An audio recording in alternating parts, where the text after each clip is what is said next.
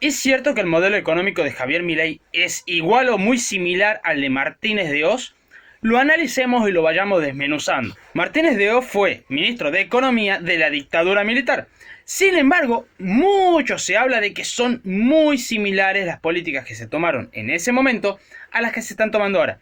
Hay que tener varias cosas en cuenta. Martínez de Oz era ministro de Economía, Milei es presidente. Es una pequeña pero muy gran diferencia. ¿Por qué? Porque el ministro de Economía toma las decisiones a base de lo que el presidente quiere para el rumbo de un país. En cambio, el presidente es el que más o menos determina cuál quiere que sea el rumbo de dicho país. Página 12 no es para nada imparcial, todos lo sabemos. Sin embargo, acá muestran 3 puntos. El primero es la apertura comercial. Podemos ver una gran similitud con lo que quiere Milei para el país. La segunda, altas tasas de interés, lo cual no es lo que quiere Milei para el país porque vemos que las tasas de interés vienen constantemente a la baja. Y tercero, la libre entrada de capitales extranjeros. Por lo tanto, podríamos decir 2 de 3.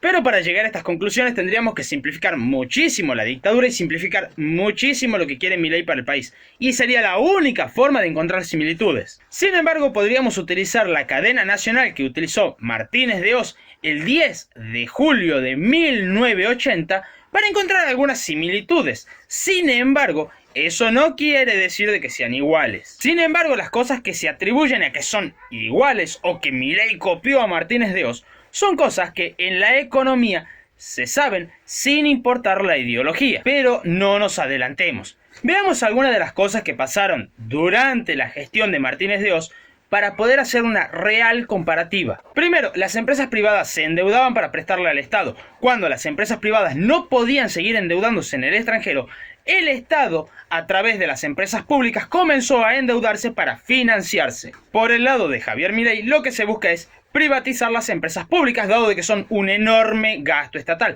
La primera gran y notoria diferencia. Ahora, con respecto a la comparativa en deuda, el gobierno de Martínez de Oz se financió a base de deuda, emisión y muchos impuestos. Ahora, eso viene dado por el enorme déficit fiscal, que ya vamos a llegar a eso. Sin embargo, el gobierno de Javier Milei lo que está buscando es reducir el gasto público. ¿Para qué? Para que no haya déficit, eso permitiéndole poder pagar deuda o, en su defecto, poder bajar impuestos o ambas al mismo tiempo. Una diferenciación enorme entre Martínez de Oz y el gobierno actual. Y si seguimos por el campo de la deuda, podríamos hablar de la estatización de deuda privada por parte del Estado en el gobierno de Martínez de Oz. Sin embargo, podríamos seguir con el tema deuda hablando de la estatización de la deuda privada.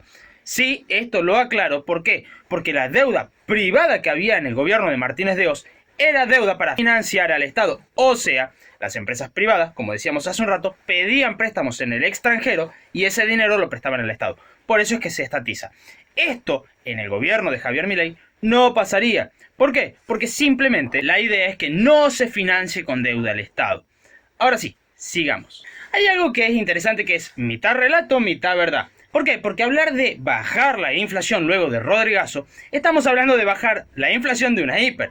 Por lo tanto, decir, bajamos de una hiper a 400 y sería bajar la inflación. Ahora, que eso esté bien es otra historia. Bajar de 440 a 176, 175, 150, 100, 104, también sería correcto decir bajamos la inflación, pero no sería correcto decir bajamos realmente bien la inflación. Y dicho relato solamente podría ser utilizado en cierto modo hasta 1980, dado de que, por más de que haya sido poco, bajaba. Luego del 80 ya la inflación volvió a tender a la suba, muy bruscamente. Si lo traemos al contexto actual, podemos ver que de prepararnos para una hiper, vamos a tener una inflación normal como de cualquier país.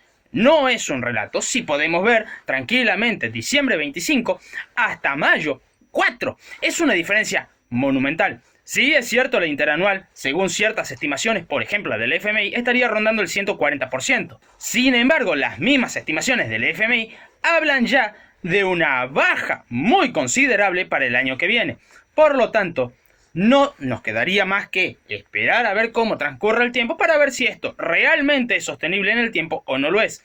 Para cómo se vienen dando las cosas, pareciera que sí es sostenible en el tiempo. Durante el gobierno de Martínez de Oz se hicieron varias devaluaciones tratando de eliminar la brecha cambiaria que existía. También es cierto de que se trataron de eliminar ciertos impuestos buscando algún tipo de apoyo popular.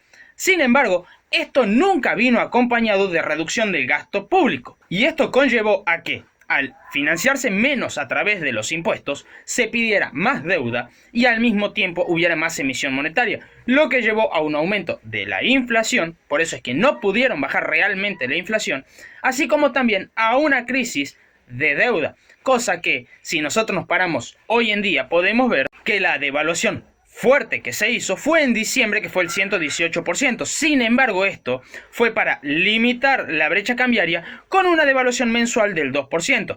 Y si algún avispado dice, no, porque en realidad eso lo hizo por los oligarcas, podríamos irnos a los datos del 10 de diciembre del 23, cuando el dólar oficial estaba a 368,60, el dólar blue estaba a 990, hablando de una brecha del 170%. Inclusive podríamos ir mucho más atrás, al 10 de diciembre del 19, donde el dólar oficial estaba a 62,98, el blue estaba a 71 con una brecha del 12%. ¿Qué quiere decir todo esto? Que se hizo una devaluación muy feroz también durante el gobierno anterior, y para ser más exactos, el oficial se devaluó 485,27%. En cuanto al paralelo, se devaluó 1.294%.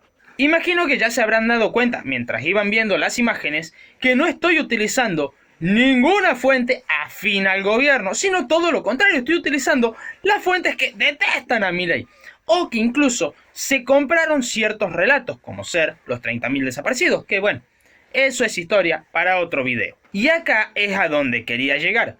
¿Por qué? Porque, como podrán ver, no estoy utilizando una fuente de la derecha, de los liberales, frente de izquierda. Hablan de que supuestamente Milei plagió el plan económico de Martínez de Oz. El programa de recuperación, saneamiento y expansión de la economía argentina lo comparan básicamente con el DNU y la ley Bases. Y acá pasamos de 1976 a 1980 en esa famosa cadena nacional donde Martínez de Oz hablaba de los 12 puntos que se hicieron para mejorar la economía. En mis manos tengo el textual uno a uno de los 12 puntos, porque sí, lo vi completo, tomé nota, resumen, etcétera, etcétera. Por lo tanto, los veamos y los comparemos. En la cadena nacional del 10 de julio de 1980, Martínez de Oz decía lo siguiente: destacar 12 puntos fundamentales para medir la profundidad de la transformación que hemos llevado a cabo.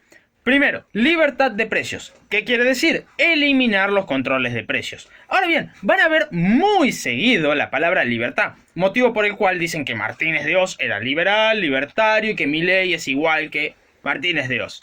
Pero, como pudimos ver hasta ahora, hay muchísimas diferencias y vamos a ver un par más. La libertad de las transacciones cambiarias con la eliminación de los controles de cambio. ¿Qué quiere decir esto? Eliminar un cepo. Simplemente es eso. Lo que ahora lo conocemos como cepo, antes eran restricciones de controles de cambio.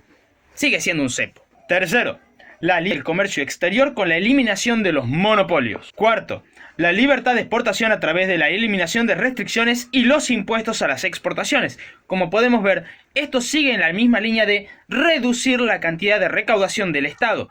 Pero en ningún momento se habló hasta el momento de reducir el gasto público. Quinto, la libertad de importar con la eliminación de las prohibiciones, cuotas, licencias y en la aplicación de un programa arancelario de reducción gradual durante 5 años. Y volvemos a lo mismo, reducir impuestos sin reducir el gasto público. Ahora bien, todo esto podemos ver que tanto exportaciones como importaciones pueden perjudicar directamente a los pequeños y medianos del país. Pero solamente los afecta si no hay una economía estable. Como esto no busca una economía estable, solamente busca un bienestar, comillas, comillas, social, no soluciona los problemas. Sexto, la libertad de las tasas de interés y la aplicación de las reformas financieras que abre al sector competencia interna y externa. Lo que hablábamos hace un rato de la eliminación del cepo cambiario. Séptimo, liberalización de los alquileres. ¿Qué es esto? Un control de precios. También podemos hacer alusión con esto, si lo queremos trasladar al gobierno actual, a lo que fue la derogación de la ley de alquileres con el DNU. Octavo, la eliminación de las tarifas políticas de los servicios públicos. En otras palabras, no tanto subsidio. Eso también podemos ver muy parecido a lo que viene actualmente. No es igual, pero es muy similar. Con respecto al punto número 9, Suena igual, pero no es igual. Ya vamos a entender por qué. Noveno, la eliminación de los subsidios y las protecciones excesivas para ciertos sectores privilegiados de la economía que distorsionan la misma. ¿Por qué digo similar en el oído, pero muy diferente en la práctica? Porque al fin y al cabo, si uno se pone a analizar los recortes que se hicieron más que nada con fines políticos en la década de los 70. Ahora bien, con respecto al gobierno actual, una de las principales medidas que se tomaron, que fueron las primeras medidas que se anunció por parte de Luis Caputo, fue aumentar la asignación universal por hijo, así como también la tarjeta alimentar. O sea, hay una enorme diferencia. Porque como podemos observar, mientras que en la dictadura el que pagaban los ajustes eran aquellos que no pensaban igual que el gobierno, en la actualidad lo paga quien puede manejar un ajuste, o quien se supone en el papel que puede manejar un ajuste. El punto número 10 va con respecto a salarios. La libertad de las contrataciones de los salarios sobre las bases de los salarios establecidos como mínimo por el Estado. ¿Y esto qué quiere decir? Que cualquiera puede contratar con el salario acordado siempre y cuando éste esté por encima del salario mínimo. 11. La libertad para las inversiones extranjeras bajo las reglas justas y sanas tanto para el interés nacional como para los inversores. Finalmente, el punto número 12, la libertad para la transferencia de toda la tecnología en un marco donde promueva, no obstaculice el movimiento fundamental para la modernización de nuestra economía. Por tanto, podemos sacar en conclusión lo siguiente. Sí, palabras bonitas suenan hermoso, pero no siempre da resultados. En la década de los 70 no dio resultados.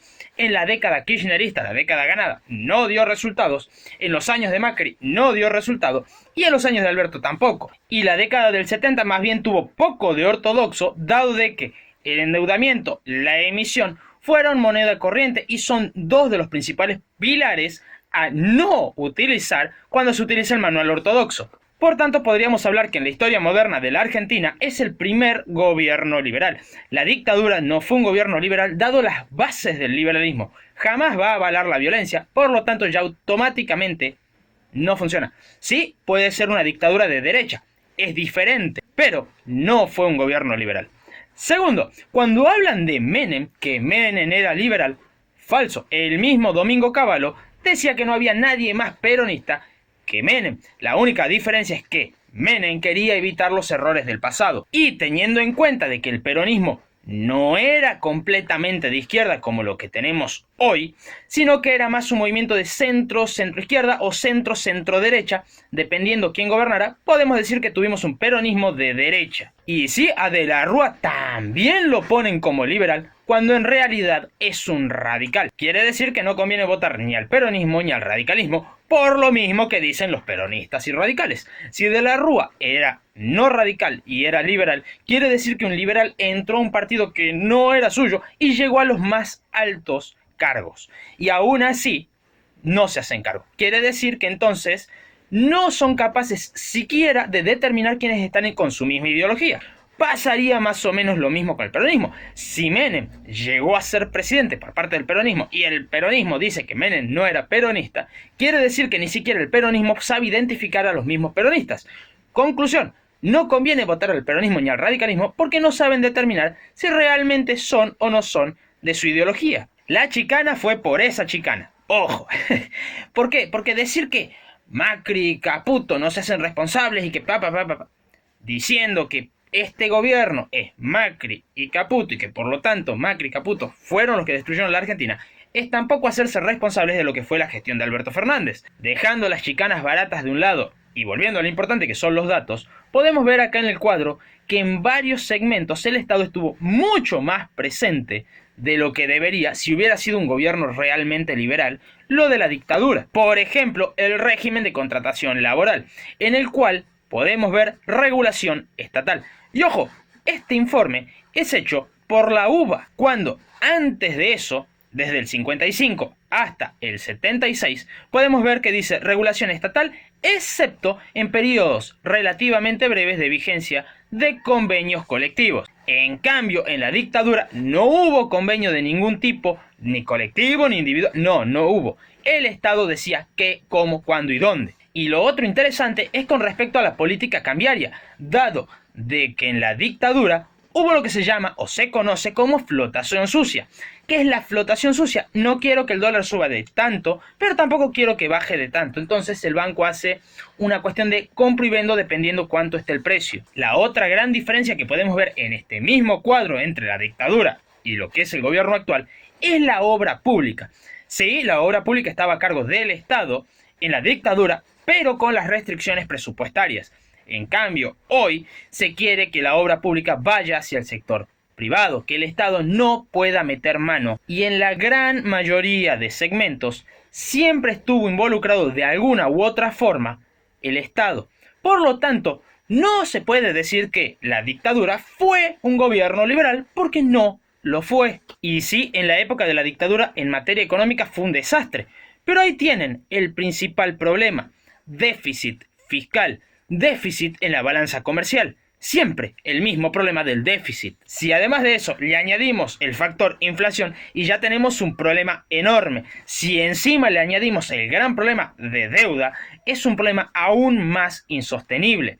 Por lo tanto, lo que se busca hacer actualmente es completamente opuesto. Y para terminar, dos frases de Friedrich Hayek, en las cuales, ya que tanto nos dicen fascistas a los liberales, las diversas clases de colectivismo, comunismo, fascismo, etc., difieren entre sí por la naturaleza del objetivo hacia la cual desean dirigir los esfuerzos de la sociedad. Pero todas ellas difieren del liberalismo y el individualismo, en el que aspiran a organizar una sociedad entera y todos sus recursos para esta finalidad unitaria, y porque se niegan a reconocer las esferas autónomas dentro de las cuales son supremos los fines del individuo. Porque a nosotros nos llaman fascistas sin pruebas, sin motivo y sin siquiera que nuestra ideología se parezca. Pero nadie los insulta, siendo de que los socialistas, y cito, aunque las más de las nuevas ideas y particularmente el socialismo no nacieron en Alemania, fue en Alemania donde se perfeccionaron y donde alcanzaron durante el último cuarto de siglo del XIX y el primero del XX su pleno desarrollo. Así que en vez de insultar al liberalismo, piensen por qué son socialistas, piensen de dónde salió su ideología, piensen dónde se formuló, piensen dónde se ejecutó y cuáles fueron siempre los resultados. Y si creen que les estoy mintiendo, pueden buscar una a una las cosas que he dicho. Y si todavía sostienen que el Estado tiene que intervenir, lean este libro, 4000 años de controles de precios y salarios, y van a entender muchas cosas. Si te gustó, te dejo ese video de actualidad ahí arriba, y si por el contrario querés aprender un poco más sobre conceptos económicos, te dejo este listado. Que tengan un excelente día, tarde o noche.